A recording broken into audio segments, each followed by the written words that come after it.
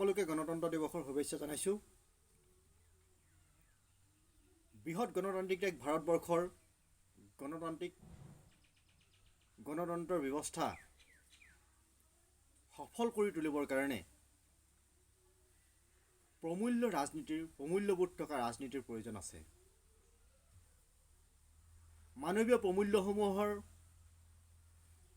বিসৰ্জনেৰে গণতন্ত্ৰক প্ৰতিষ্ঠা কৰিব নোৱাৰি। সকলোকে মানৱীয় প্ৰমূল্যসমূহ জগাই ৰাখি গণতন্ত্ৰক সফল কৰি তুলিবৰ কাৰণে আহ্বান জনাইছোঁ।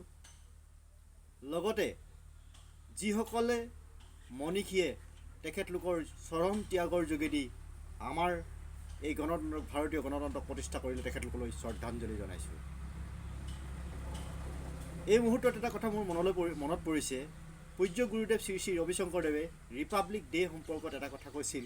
সেই কথাটো আজি আপোনালোকৰ ওচৰত মই শ্বেয়াৰ কৰিব বিচাৰিছোঁ। মানুহ যেতিয়া জন্ম হয় তেতিয়া পাব্লিক হৈ থাকে, কোনো প্ৰাইভেচি নাথাকে। সকলোৰে হয়, সকলোৰে লগত মিলি যাব বিচাৰে এটা কেঁচুৱা। বয়স বাঢ়ি অহাৰ লগে লগে প্ৰায় 3 বছৰমানৰ পৰা যেতিয়া অলপ জ্ঞান আহে তেতিয়া মোৰ এনেকুৱা ধৰণৰ কথা ক'বলৈ আৰম্ভ কৰে আৰু প্ৰাইভেট হৈ যায়। আৰু বয়স বাঢ়ি অহাৰ লগে লগে যেতিয়া জ্ঞান অহাৰ লগে লগে দেখা পায় যে এই পৃথিৱীত আচলতে মই কোনো অৰ্থ নাই, সকলো সামাজিক।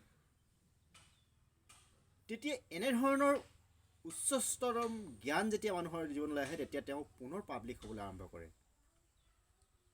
তাকে ৰিপাব্লিক বুলি কোৱা হয় বুলি তেখেতে কৈছে। Happy Republic day. ধন্যবাদ।